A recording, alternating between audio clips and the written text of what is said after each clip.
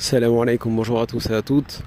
Nous allons revenir sur cette fausse polémique de la abaya. On va pas revenir sur est-ce un vêtement d'origine ou d'essence religieuse ou non, puisque la majorité des Français et des Françaises ne sont pas des imbéciles et savent très bien que c'est une énième diversion gouvernementale avec tous ces sbires à la télévision, journalistes, chroniqueurs, pseudo-philosophes et ainsi de suite, pour détourner l'attention des citoyens, sur les vrais problèmes de notre société, que ce soit l'explosion de la délinquance, la gestion économique du pays, financière, que ce soit aussi le recul total de nos valeurs de base, démocratie, valeurs démocratiques, les droits de l'homme, les libertés individuelles, dont la liberté de culte ou la liberté de s'habiller maintenant, puisqu'on ne pourra plus,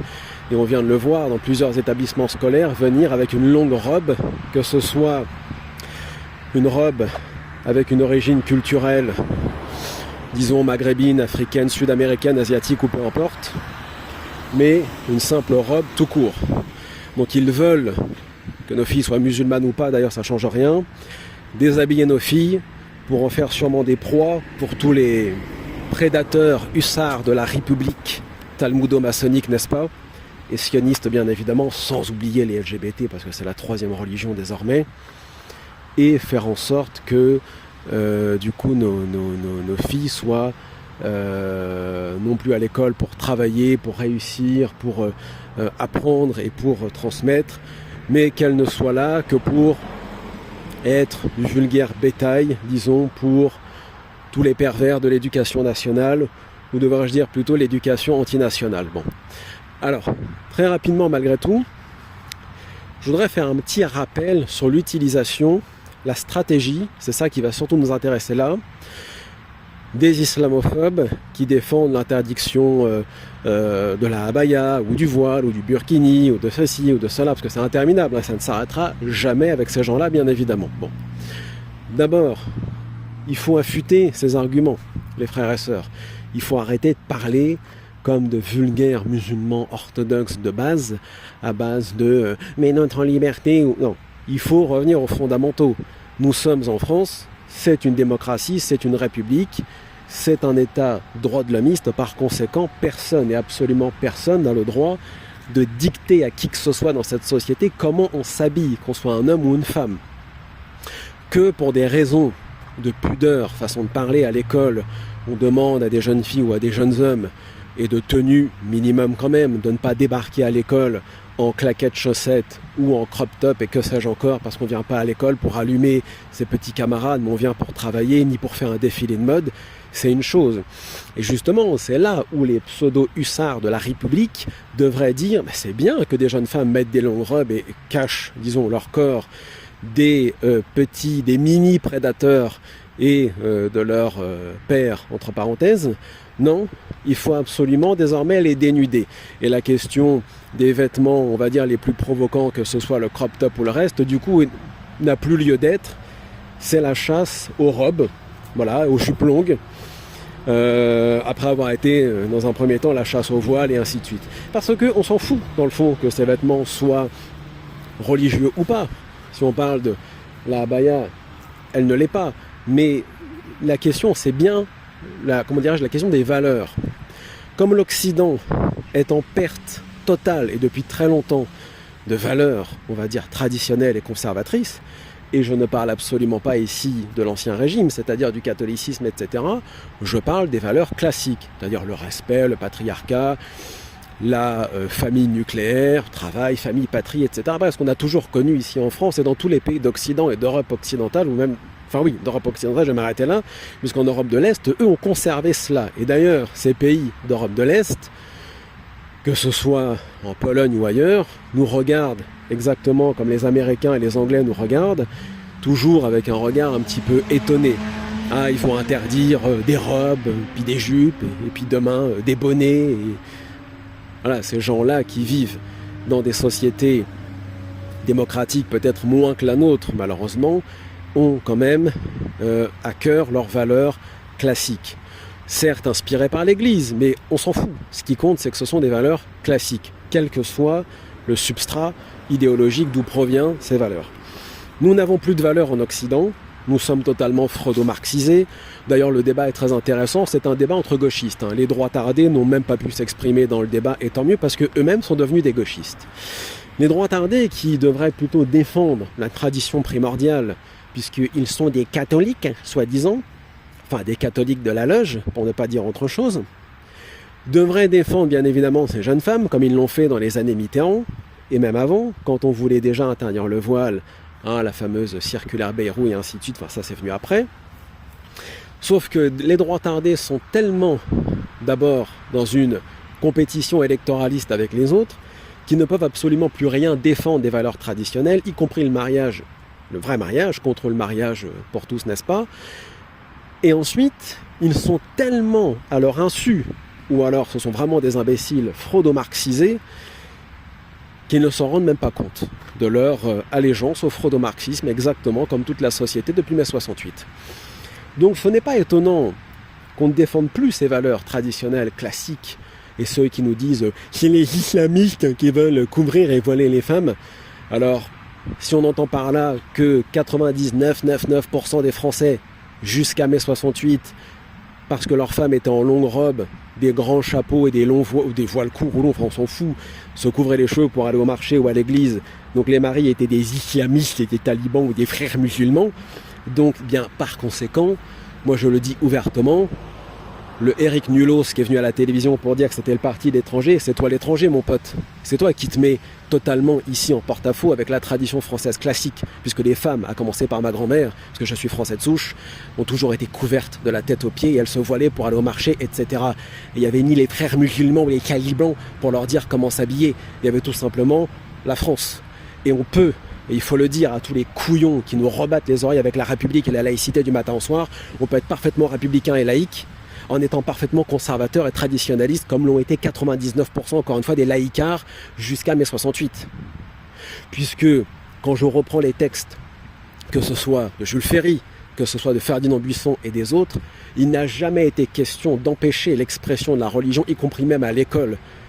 Bruno Gollnisch, sur son compte Twitter, avait partagé des citations de Jules Ferry, justement à ce niveau-là, où il expliquait qu'il ne fallait pas que l'enseignant soit quelqu'un d'agressif vis-à-vis du jeune et de ses convictions religieuses qu'il vit chez lui avec ses parents. Il doit être à l'image de son père qui lui inculque justement ici le catholicisme, la religion. Parce que c'était à l'époque où il y avait cette guerre entre laïcards et les catholiques en France qui a donné lieu à la loi de 1905. Mais même après 1905, les Français sont fortement imprégnés de catholicisme ou de tradition primordiale. Ça fait un peu guénonien, un peu new ageiste ce que je dis, mais c'est quand même un fait. Et jusqu'à au moins les années 70, les Françaises étaient quasiment entièrement couvertes, les jeunes comme les enseignes. Et on reprend tous les documentaires et tous les reportages sur des, INA.fr, et qu'est-ce qu'on découvre? Quand on demandait les fameux micro-trottoirs aux Françaises dans les années 50, 60, 70, qu'elles pensent du décolleté, ne serait-ce que le décolleté, elles voient ça en horreur. Voilà, donc vous voyez, cette société marche à l'envers. Le débat, c'est pas la abaya ou l'islam en fin de compte, c'est la perte des valeurs traditionnelles. Ils ont honte de leur décadence, donc ils transposent sur les musulmans et surtout les musulmanes qu'ils aimeraient bien découvrir pour forniquer avec elles, parce que c'est le fantasme de la beurette exotique et orientale, bien évidemment chez ces gros porcs. Donc, parce qu'ils n'ont pas le courage de reconnaître leur décadence, ils accusent les autres communautés, et surtout une, parce que taper sur celle-là, ça coûte pas cher, elle peut pas se défendre, elle a pas de lobby, elle a rien. Elle en avait un, il a été dissous. Bon. Ils ont parfaitement compris cela depuis fort longtemps. Ce sont des lâches. Au lieu de regarder leur vie de daïous, comme on dit au Maghreb, c'est-à-dire de cocu, pour se parler franchement, de candoles, avec leurs femmes affichées à moitié à poil à la télévision du matin au soir, et de dire non, en fin de compte, c'est pas ça la tradition française, c'est pas ça la tradition de nos ancêtres, et ainsi de suite. Et puis revenir toujours éternellement avec le féminisme, la lutte contre l'antisémitisme, et ainsi de suite, au nom de la République. Je rappellerai à ces pauvres individus qu'avant 1945 en France, et 1945 c'est un peu pauvre, il n'y a pas de philosémite en France. D'ailleurs le philosémitisme, je le dis à ceux qui nous écoutent et qui sont de confession juive, je vous le dis tout net, les philosémites et les goyim sionistes sont des mythos. Ils ne le font que pour éviter de se faire lyncher médiatiquement et ainsi de suite. Mais en vérité, croyez-moi, personne n'est philosémite et personne n'est vraiment sioniste. Ils ont parfaitement compris depuis longtemps que si tu veux rester à la télévision et si tu veux survivre, eh bien tu fais ton allégeance à Israël et tu valides bien évidemment ton entier respect envers les pseudo-valeurs du judaïsme que personne ne connaît. Donc tout ça est très malsain et très hypocrite, encore une fois, parce que nous sommes entourés d'hypocrites. Bon. Alors, je vais terminer parce que c'est pas la peine d'aller plus loin, mais l'argument classique, vous savez, des frères musulmans ou des islamistes. Bon. D'abord, ce qu'il faudrait, quand vous êtes invité pour certains, et j'espère que vous m'écoutez, sur les plateaux télévisés, et qu'on vous dit les frères musulmans, les islamistes, vous leur posez clairement la question, donnez-moi un nom de frère musulman connu dans le monde qui a dit qu'il fallait porter la abaya parce que ça fait partie de l'islam. Et là, le guignol que vous avez en face de vous va la fermer immédiatement parce qu'il sait très bien qu'il a strictement rien à dire sur le sujet. Puisque les frères musulmans, que ce soit un mouvement que je connais très bien, n'a jamais parlé de sa vie, de la abaya, ni de ce type de vêtements, et encore moins de ce qui se passe en France. Comme tous les musulmans du monde entier, même l'université d'Al-Azhar, ou Zaytouna en Tunisie, ou Nadwatul Ulama, Karachi, partout, se sont choqués du fait qu'effectivement en France, des jeunes femmes de confession musulmane ne peuvent pas s'habiller comme elles veulent, mais n'ont jamais parlé de abaya et n'ont jamais parlé non plus de faire des pressions, que sais-je encore, par rapport à cela. Et si c'était le cas, eh bien donnez-nous des noms et faites-leur fermer leur bouche, leur clapper une bonne fois pour toutes s'ils sont incapables de vous donner un nom de frères musulmans soi-disant qui a dit cela. Mais moi j'ai la réponse, je vais vous dire. Quand j'étais plus jeune et que j'étais moi-même un nationaliste français, que j'étais catholique, que j'étais racialiste, que j'étais islamophobe, le terme frère musulman, c'est vrai qu'on ne l'utilisait pas encore. Par contre le terme islamiste, ah ça oui, mais c'était en fonction des lieux. En fait je vais vous dire une chose, le terme islamiste ou frère musulman, ce sont des codes.